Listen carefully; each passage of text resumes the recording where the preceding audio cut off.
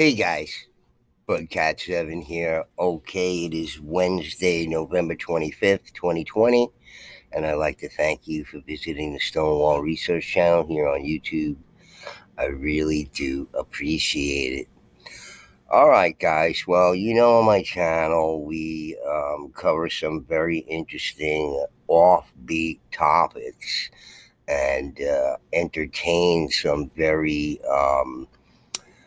I would say, more than alternative um, sort of explanations for some of the things we talk about on my channel. And just to get into a topic that I haven't really explored, but I've been wanting to do a video on for a long time.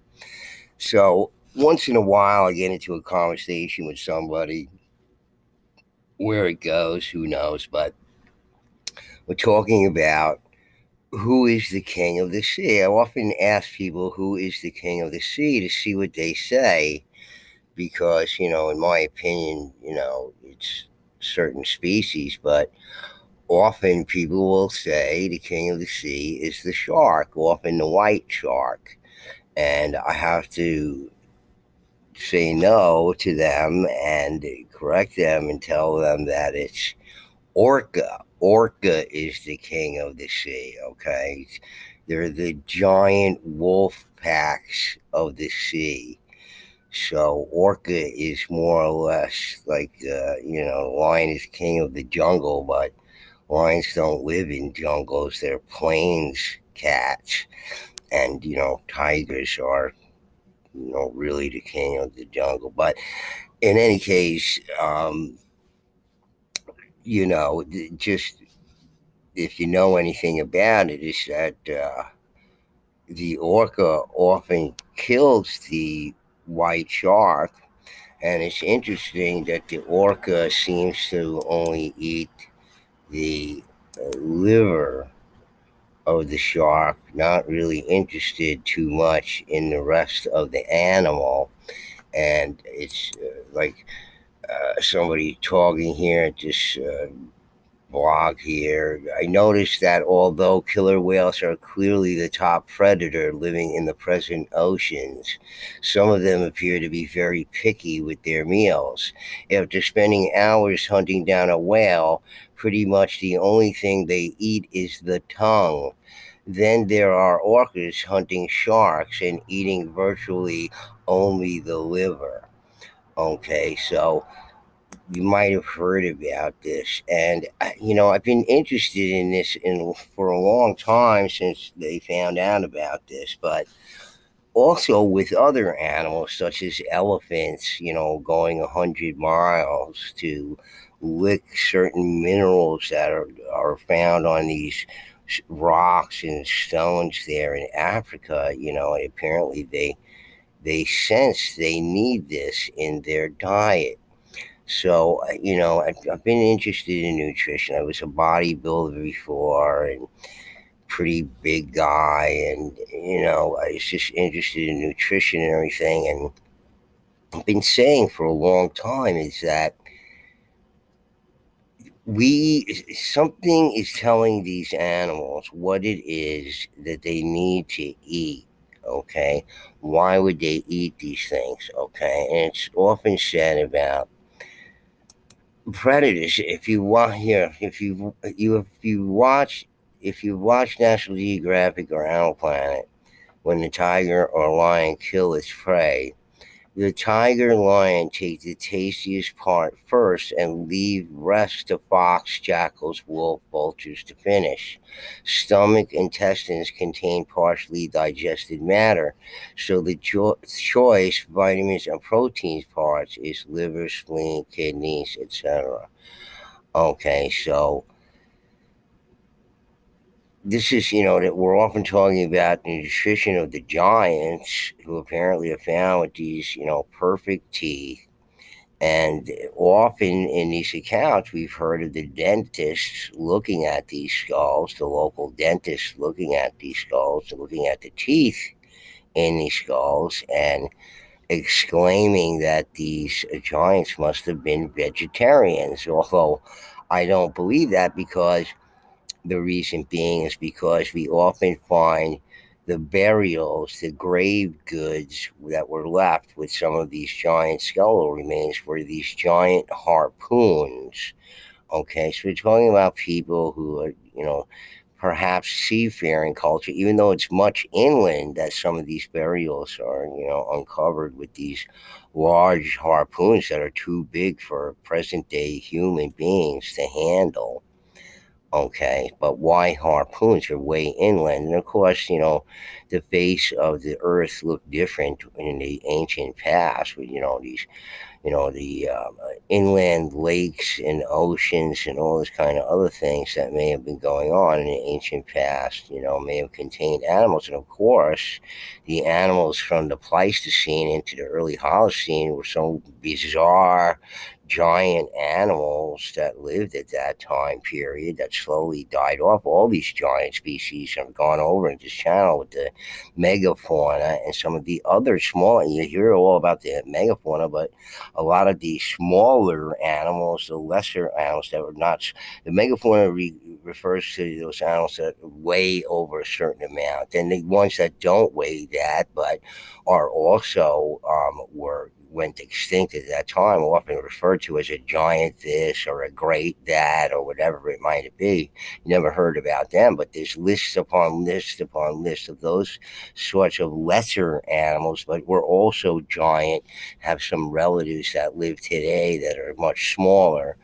But and including the American bison, there was several different kinds, even giant ones. We heard about digging one up with one of these giant skeletal remains. A giant bison skeleton was dug up with this particular large hominid, large skeletal remains. So, but we often hear about this maritime culture within these cultures, and we just did in the when I covered the giants in France, one of the accounts there where the skeletal remains had uh, a necklace of salmon bones around his neck. I mean, we're talking about a culture, that had to be have a much cleaner diet. That would include, seafood and freshwater fish and crustaceans or whatever, because these people ate all of that stuff. But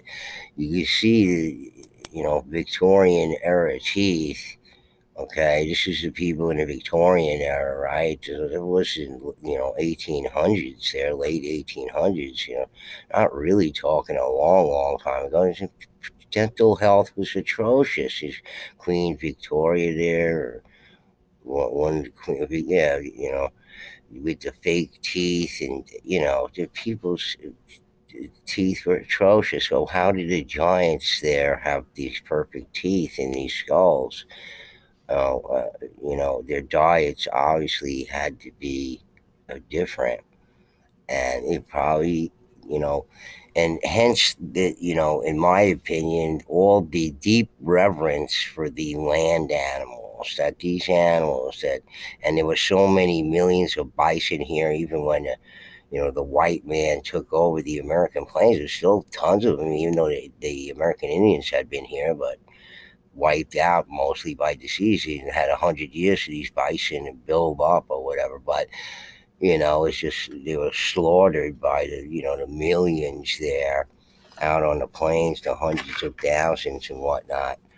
And species were eliminated, but there was some giant species of bison. But it's not really the point of this video. The point of this video is that something is telling these animals, what they should be eating. And certainly the orcas here, okay, and yeah, let's go back to the Victorians. If you don't, during the Victorian era, dental care was expensive and rudimentary at best. At home oral hygiene was mediocre due to insufficient knowledge and humble tools. Most people cleaned their teeth using water with twigs or rough cloths as toothbrushes. Some splurged on a tooth powder if they could afford it. Okay, so why Victorians' brides lost their teeth? Their teeth were removed so they wouldn't be costly dental patients later on. Okay, so how did these giants survive with these perfect teeth, and all the rest of the human race, you know, had these rotten teeth? Okay, so what is going on with animals? What's telling these animals what they have to eat? And if you notice, if you watch National Geographic on Animal Planet, the tiger lion kill its prey. The tiger lion take the tastiest part first and leave the rest, the fox, jackals, wolves, vultures, to finish. Stomach intestines contain partially digested matter, so the choice vitamin protein parts is liver, spleen, kidneys. Okay, so what are we missing from our diets? I just think about when I was a kid, and okay, my family's like third generation out from Europeans that came over. All right. And when I was a kid, we'd eat a lot of the organs of the animal because that's what was prepared for us, was part of it. And, I mean, our parents and our grandparents insisted that we eat things like that, like the bone marrow out of soup bones, for instance. My grandmother would make like a real tasty soup or stew, and or soup, and with these soup bones with the marrow, and insist that we as kids we eat the marrow out, which was very tasty, by the way. They were like seemed like it was just a treat, and there wasn't even enough of it. All right. And when you went to the local supermarket, you could pretty much get any of this sort of thing. It's what they call fall, or it's like got like a slight P sound to it, fall, and it's got an O, but it's really organs is what they're referring to. I mean, but I guess this doesn't include the bones and bone marrow. Okay, so here's bone marrow recipes, all these roasted bone marrow and roasted bone marrows and all this kind of stuff with the bread. You see, all it's like a delicacy here. Okay, here's cow tongue. Okay, these are the kind of things that people ate back in the old country. So, I mean, if you ask people of a certain age, maybe my age or maybe a little bit younger than me, they could remember back, or they're just a couple generations out, or they know people from other countries or whatever, where eating these parts of the animal were essential to their diet. So, if you really think about it, and I've been saying it for a long time, is that the muscle meat is the least nutritious part of them. I no offense to anybody who's vegan or anything like that. I love animals too. I wish it was different, but maybe some people were more designed to be on that fish and vegetable diet. Some human beings were probably designed to do that or have that in their DNA from the ancient past, and some were designed to eat land animals, just like they think about developing these combat robots with these crude stomachs so they can power themselves on the battlefield or whatever. What if there's definitely some design elements to us somewhere, because, and I'm highly suspect, because of corn tells me everything about the new world really being the old world. The whole idea of corn is just impossible, folks. Corn is impossible. 8 out of the 10 top foods in the whole entire world come from the Americas. Okay, the horse and the camel originally came from the Americas. Okay, we don't know about the ancient past and what civilizations came before and how advanced cultures were. Apparently, evidence of these advanced methods in agriculture and society and other things are coming from the Americas. It seems to be in all the archaeology that's being done and everything, the discoveries that are being made in the Americas far outshine and outweigh the old world archaeological sites in date, in scope, and organization and what was going on in societies. In fact, that's what they're discovering now, because the Americas has often been neglected. They're just coming to revelations now, such as the Adena and the Hopewell. Finally, after 150 years or 200 years of looking at these things, and finally getting the picture of what the relationship was there. And that's probably what it was in the past, going far into the ancient past. And we were probably a result of genetic engineering. These foods from the Americas that are the top 8 foods, either completely, totally genetically engineered, or they were, scientifically enhanced in some ways, from other plants. And perhaps the plant that corn was derived from went extinct. There's no evidence of it that they found. That's possible. That's highly possible. They don't tell you these things because they don't want to look stupid or ignorant or empty handed when it comes to explanations of things. But maybe the parent plant for corn and all that kind of stuff can't be found because it went extinct a long time ago. But that would mean that the plant was, created a long time ago. And the whole idea of it is pathetic when you think about cavemen could have made corn. Why would you plant crops? You're living in caveman times, right? Struggling and fighting for your life in a savage wilderness and all this kind of stuff. And okay, so you're planting crops that are going to have practically no yield at all, but you hope at the end of a very long time of planting this crop over and over and over and over and over again, this just minuscule yield where you're starving and all this kind of stuff. So you can experiment around with stuff that's not going to produce big yield for you for a long, long, long time after experimenting and enhancing it. First of all, where did you get that idea as a caveman? Okay, the whole thing is nonsense. Okay, don't look at me. It's the University of California that says it's man's single greatest, achievement in genetic engineering ever. That's what they say because they can't figure it out. Okay, corn can't exist without human beings. It just can't. It's got to be managed by human beings. The cobs never fall to the ground. It can't procreate itself ever. It's like a weird alien plant, but it's not an alien plant. It was made by people and was genetically engineered by a more advanced society in the ancient past, right here in the Americas.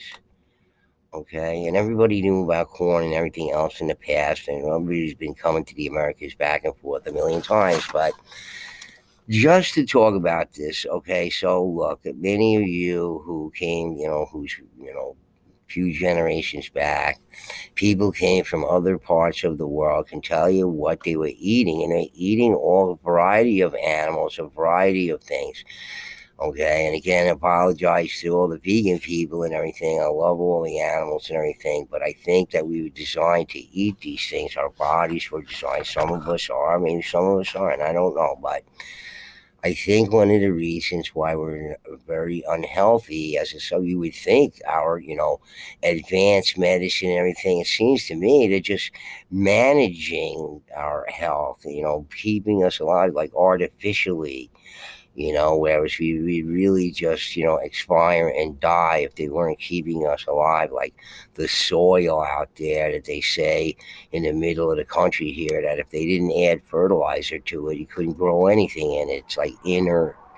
So, maybe all this help, and they say a better diet and everything's supposed to keep us healthier and living longer. That's what the whole idea is. But, all you see during daytime TV is all these advertisements for all these medicines, for all these different ailments that people have. So, are we better or are we more sick comparatively to the people who existed in the past who seem to know? Maybe the people in the past were better in touch with themselves than the people of today. Okay, obviously the animals have something in them that tells them they need, like the orcas, that they need to eat the liver of the shark. Go to a fancy vitamin shop, and you get some shark liver tablets, and it's going to cost you a couple of bucks. Okay. But it's an important part of these people's diet. It's not the same thing when you get the tablets and all kind of stuff as opposed to eating it. And this video goes out to my friend Alex because we always talk about this.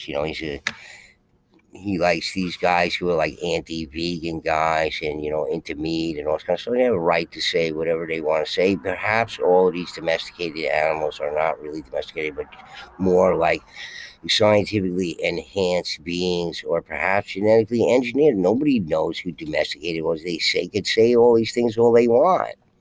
Doesn't matter. You can't prove any of it. They have no idea who domesticated these. They have a lot of theories. But it seems to me a lot of scientific things were going on in the past, and more advanced scientific things than mainstream science is prepared to admit. Okay, corn being one of them. They admit to that one. They got no choice. They can't explain it. Just can't be explained. Okay, so in any case, why are we so unhealthy today? Well, maybe we're not eating the right things. We're not. How many times do you go and look, and, open your refrigerator or open the pantry closet? It's filled with stuff, right? But nothing in there, you fancy.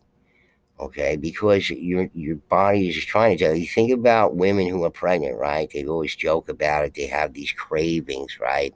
Because they're craving because they're pregnant and they need all the extra nutrients and vitamins, they're craving all these different things. Well, take it to the next level, okay? So look, all these animals, something is telling all these animals like the orca and the elephants and other animals, okay, like the predatory animals, that, they eat the choice things first. They leave the muscle meat, which is predominantly what we eat, they leave it, okay, for the buzzards and all these other animals to scavenge on or whatever. But they take the choice stuff, which is the organ meats, and you're going to say, ooh, disgusting or whatever, but all these things are prepared in fancy dishes in fancy restaurants, and it's serving these kinds of dishes like fried calves brains and butter on, the Queen Mary and part of their, menu on board there.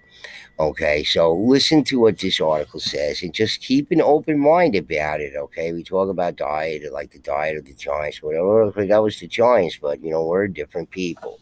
We're a different hominid. Maybe we have to eat meat. That's part of our diet, and if we do, this could be why we're so sick. And some 30 years ago, 40 years ago, you could walk into a supermarket and see all these things for sale in the supermarket. And slowly over time, they all disappeared. Now, I went to the supermarket right before, earlier tonight. Okay, it's early morning now. But before the supermarket closed, I looked down there and to see what I might see of some of these kind of things, which we call fall meat. Okay, which refers to the stuff that falls off the animals, like the pieces of fall off of it when it gets butchered. That's what it's referring to, but they're always silent. It's more like a pH fall. Okay. So in any case, look,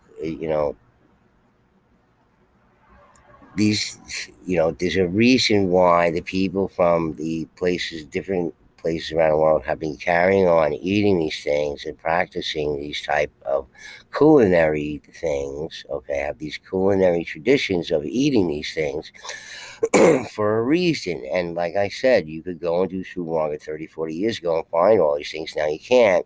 I went there. I saw, what did I see? I saw calf's liver, tripe still for sale there, chicken livers for sale there. Okay. And what else? Soup bones. I saw there some of these bones, Um, so, and ham hocks, for example, still there, or whatever, the bones, or, part of the diet of human beings. I'm sorry to say, us as meat eaters or whatever, these important things to eat. And this is one of the reasons why we lack good health. Okay, so let's see. Are organ meats good for you? Organ meats are sometimes referred to as a fall. The word of fall derived from the term to off fall, quote unquote, referring to any part of an animal that falls away when it's butchered, such as the tail, feet, and testicles, which are eaten as well. In the United States, organ meats include all things that are distinguished as fall. On the other hand, most meats Americans used to eating are muscle meats, while organ meats are not considered a staple of the Western diet. Organ meats carry some risk, however, as well as benefits when they are consumed, despite their nutritional value. And the risks seem related to other things than eating the meat directly and all this kind of stuff. But anyway, we'll get to that. Fast facts on organ meats. Organ meats are very high in some vitamins and nutrients. There are issues with harmful bacteria in intestines if not cleaned properly. Also, brain meat has been known to transmit rare diseases such as mad cow disease. Despite the vitamin content culturally in the U.S., organ meats are not considered as important a part of a dietary plan as traditional muscle meats. Okay, so we know that's going on here, especially today, but 20, 30, 40 years ago, going further back in time, you could get all these meats, no problem. And now you would have to go to a private butcher or something and ask for it, and they can get it for you and whatnot. But who is eating this stuff today? And people are all grossed out about it. But I mean, it's all cultural. And if you were raised eating these things, it seemed like nothing to you. But it should seem like nothing to you. It's part of our diet, and we're missing it. There's some of the things in nutrition we're looking for in our diet could probably be found in these things, but since we're not accustomed to it, we're not craving it. Okay, some people do because it's part. It's they not realize it's part of their diet. So we can still find those things in the supermarket. I ate some prepared Thai style at the Thai restaurant that they just prepare for themselves back there, and they were like, "D, you want to try this?" So I was like, "Yeah, of course, I try anything." So I ate that and chicken feet and everything. I mean, the chicken feet, it's all skin. It's they just make it and prepare it and put a sauce on it and make it so delicious and tasty that you just you suck all the skin off the bones of the feet and everything, and that's the whole idea. Okay, and you're eating the skin of the animal, which is an organ and all this kind of other stuff. You need the vitamins and minerals and special compounds that are only found in there. You can't, in my opinion, get from supplements. Do I think supplements are all baloney? No, but I think some of them are very good, as a matter of fact, and some things that you may be rare and hard to find and you can't get a hold of. But when it comes to getting the actual genuine article, why would you have to take pills about it? Just eat the right things. I always swore by a good diet. I was a big boy. I was a bodybuilder, and look, I impressed a lot of people, and I just I ate a lot of maybe what they would consider bad stuff or whatever, but I ate also organ meats as well. And because my family, their traditions from Europe and all that kind of stuff followed them here. Okay, but now that's been totally erased for so many generations out, even more generations out. This is absent from people's diets, and all daytime TV is filled with pharmaceutical commercials about things that are wrong with people, and maybe the things that are wrong with people is because they're not eating all of these things. That's all I'm saying, to consider that. There are several different types of organ meat, some of which are better known than others, including liver, heart, kidney, sweetbreads, brain, tongue, tripe. Organ meats are sometimes referred to as superfoods, quote unquote, because they are dense sources of vitamins and nutrients, including vitamin B, iron, phosphorus, copper, magnesium, vitamin A, vitamin D, vitamin E, vitamin K. Across the world, many cultures like to use an animal in its entirety for food, including making use of the blood, bones, and organs. In the natural world, predatory animals are known to value the organs of their prey, and, for example, to eat the liver first because it's so densely packed with nutrients. Okay, benefits. Here's a breakdown of some of the most common organ meats and their benefits. Liver. I like liver myself a lot. Liver is the most nutrient-dense organ meat and is a powerful source of vitamin A. Vitamin A is beneficial for eye health and for reducing diseases that cause inflammation, including everything from Alzheimer's disease to arthritis. Liver also contains folic acid, iron, chromium, copper, and zinc, and is known to be particularly good for the heart, and for increasing hemoglobin level in the blood. Kidney, rich in nutrients and proteins. Kidney meat contains omega-3 fatty acids. It is also known to contain anti-inflammatory properties and to be good for the heart. And the thing about preparing kidney, and I know because I had a girlfriend who came from Texas, and she was Mexican American, not Mexican. If you ever say that to them, they will kill you. But she's Mexican American, many generations going back to early times in this country, and her mother prepared kidney. And while she prepared the kidney dish there, made in her Mexican American style, okay, the whole house smelled like pee. Just the strongest odor of pee in the house when cooking those kidneys. Just telling you, but that's what it was. And I ate kidney, so when it's prepared right and everything, you eat it. Brain meat contains omega-3 fatty acids and nutrients. The latter include phosphatidylcholine and phosphatidylserine, which are good for the nervous system. And antioxidants obtained by eating brain meat are also helpful in protecting the human brain and spinal cord from damage. Heart. The heart is rich in folate, iron, zinc, and selenium. It is also a great source of vitamins B2, B6, and B12, all three of which are in a group known as B complex vitamins.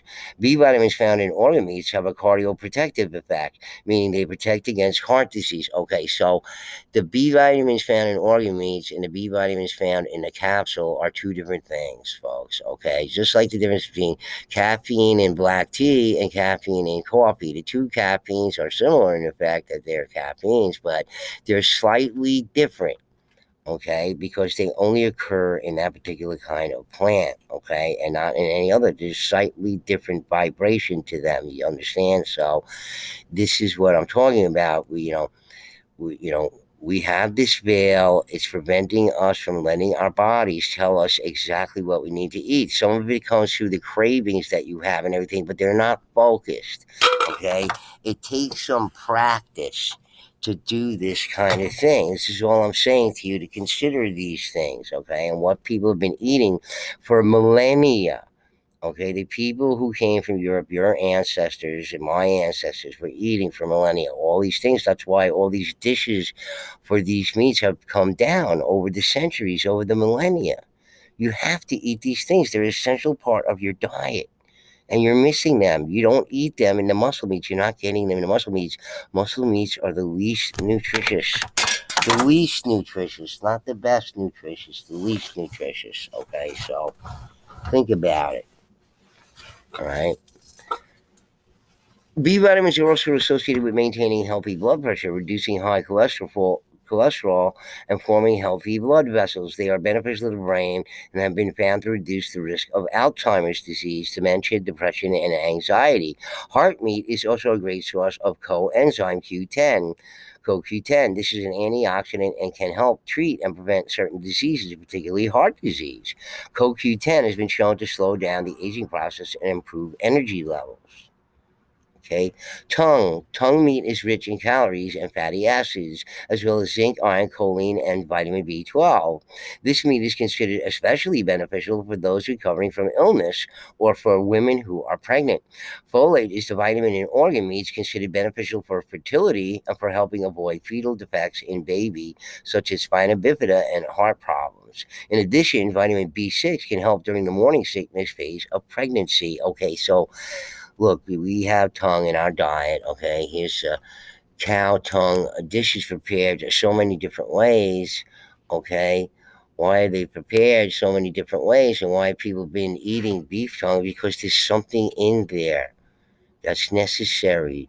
Combination of compounds, whatever it is, can't be found anywhere else, can't be duplicated.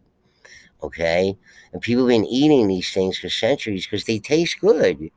Okay, but people are unwilling to taste it because they think about it too much. Okay, it's part of our culture, part of training the young to accept these things or not to accept these things.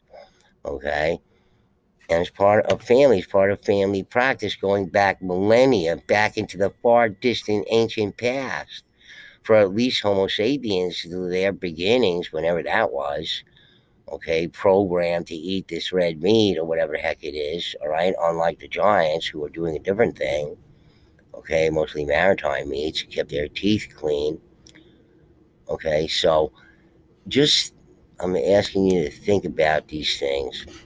All right. So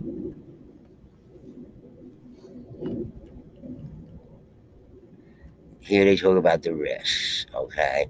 Organ meats are high in cholesterol and saturated fat. Contrary to popular belief, cholesterol and saturated fat are now thought to be important for a balanced diet, but they must be consumed in moderation.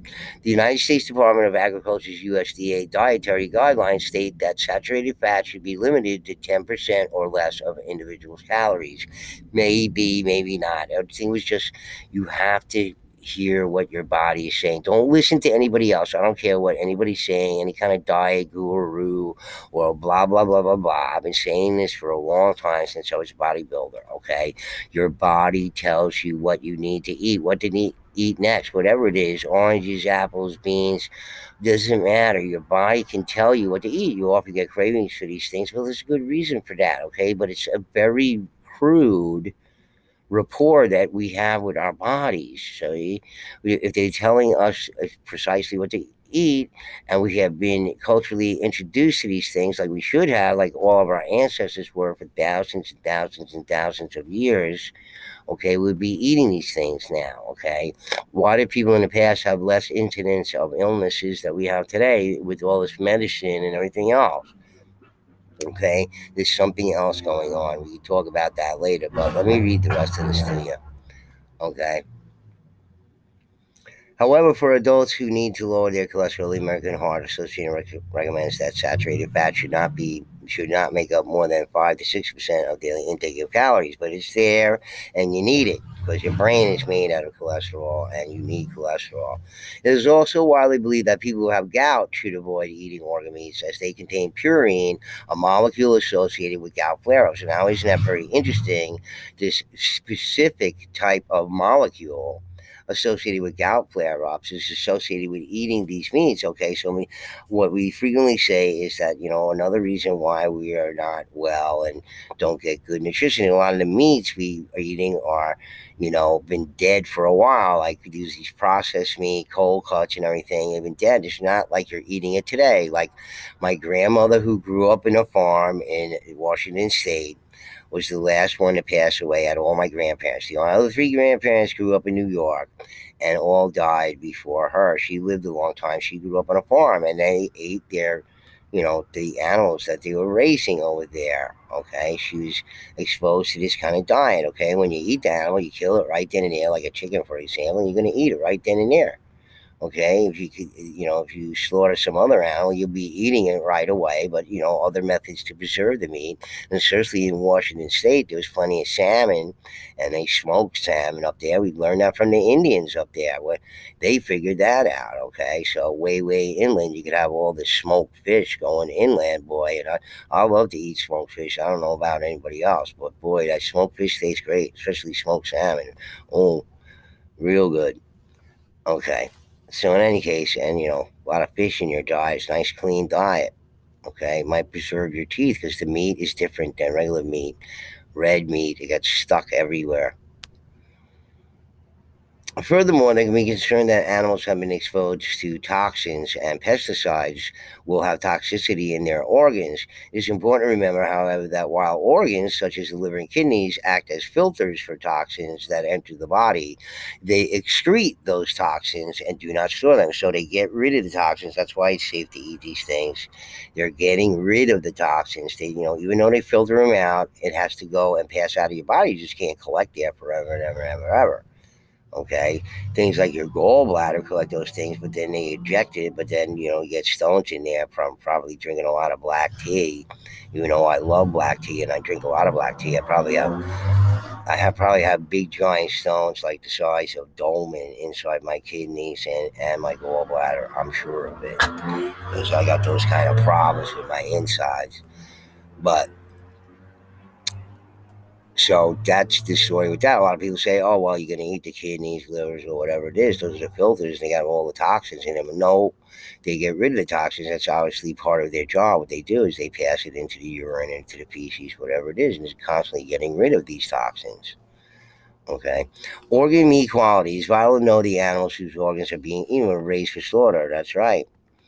Aside from the moral implication, organ meats obtained from stressed and mistreated animals can cause all sorts of problems. That's right, because stressed and mistreated animals are creating all kinds of enzymes and chemicals in them that are toxic. Okay, so that's why you don't want that. You want them all nice and beautiful and peaceful and everything. Then, whenever you butcher them, the whole idea is to make it so they don't know what hit them and they don't know what's happening to them, and this is they're unconscious of it at the time. That's how these animals are supposed to be treated. They're supposed to be unconscious at the time that they die, so they feel no pain. That's the only moral way to kill an animal. Okay, I worked in a slaughterhouse for a little tiny stretch, and I couldn't do it anymore because I love animals. But I worked there, and I won't tell you that story or whatever. But I just saying that. All right. All right. So for example, fatty deposits can often build up, particularly around the heart and kidneys. Essentially, if the animal has led an unhealthy life, their internal organs will not be healthy either. It is recommended that organ meat should be sourced from a farm that uses organic practices and puts its animals out for pasture. Of course. Takeaway message: many organ meats have a high nutritional value and can be very beneficial to the human body in many ways. That said, there are risks to eating too much organ meats, and anyone considering making significant dietary changes consult their doctor first and ensure they have thoroughly researched the pros and cons. In general, though, as long as eaten in moderation, organ meats can be healthful and regular part of a balanced diet. Okay, so they trying to tone it down here with the takeaway message and saying not too forcefully or anything like that. But I'm telling you in a rather forceful kind of way that it's certainly evident to me that in the past 20, 30 years that many of these things have disappeared from the grocery stores and supermarkets. They used to offer all of these things. They were out in plain sight. They don't offer as many things today. And as a matter of fact, these supermarkets don't have them to offer the customer. If you should ask for them, even the butchers over there, you have to go to like a private butcher shop where you might be able to get them, or tell the butcher this is what you want. He may be able to tell the supplier to send him whatever it is. But these things were commonly eaten by all of our ancestors in the past, and there's reasons for it. Why would they do this? Just because of lean times and just thriftiness or whatever it is? I don't think so. I think it has to do with a long held tradition of eating these organs. Is the most important thing. It's quite easy to see it in nature with all the predatory animals, right?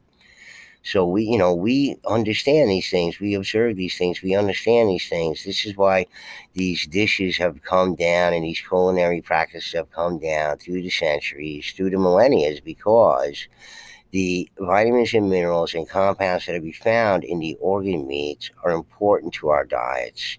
They can't be replicated in any way, okay, by pills or whatever it is, because those compounds are only made by a living organism. Okay, so from what I understand from well-known nutritionists who study these things, excuse me, I take a drink. From what I understand is that like when fresh fruit is consumed or any sort of fresh meat, obviously by animals anywhere, okay, other than animals that are designed to eat carrion and other decaying things because they have digestive system that is capable of handling all the bacteria, etc. Like animals that could eat carrion as a survival strategy, often do have these special enzymes in their saliva and in their stomachs.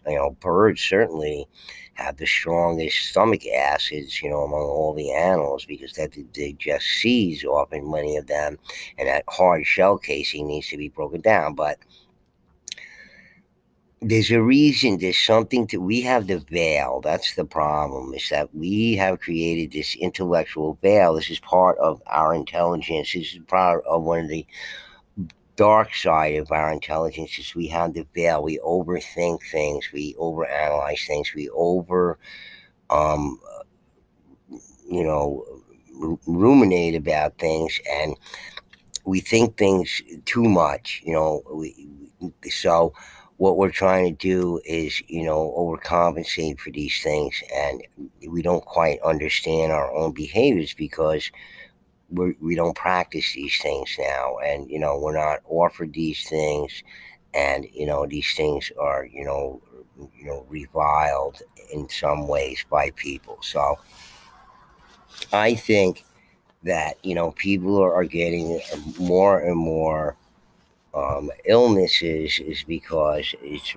diet related. And when you go to the doctor, no matter what kind of illness or sickness you have, they always ask you what your diet is. Diet is weighs very heavily into the health of your body. Okay, so I think we're making a mistake by eating all these muscle meats. The muscle meats being the least nutritious part of the animals that we eat, and this is what's absent from our diets now, and this is one of the reasons our society is plagued with all of these different sort of illnesses. Some of them being very minor in a way; they're not life threatening, but are quite life affecting, quality of life affecting, and people don't like them or whatever. And they offer all of these sorts of cures and treatments to the pharmaceutical industry, and they're not getting rich or making money unless some people are sick with all this stuff. So they're not going to promote good health through good diet or whatever it is. There's just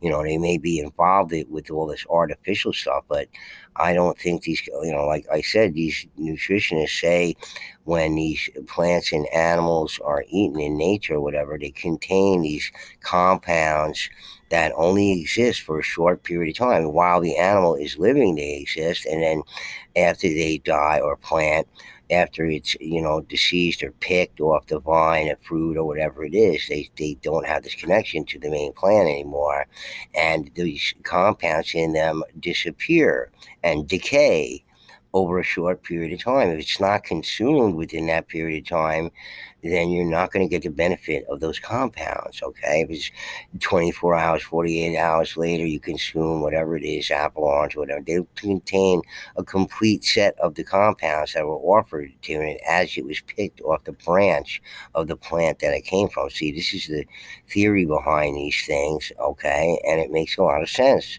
That things can only be the way that they are while the animal or plant is living. Okay, the compounds are only, in the most pure sense, in their wholeness when the animal is living. So it only makes sense that when consuming these things, it should be immediate. But just to get back to the whole organ meat thing, I've been saying it for a long time because when I was a kid, you could get any of these things, and I think most of the people in my family, other people's families, all around me, came from all around the world, whether they be from whatever ethnic background they were from and everything. They were eating all of these different animal oils, just an essential part of their diet that goes back into deep antiquity, and there's a reason for it. It's part of our health, and this is absent now.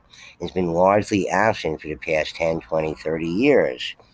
Okay, where you can only get some of these things are available, and I don't know anybody who's eating any of these things.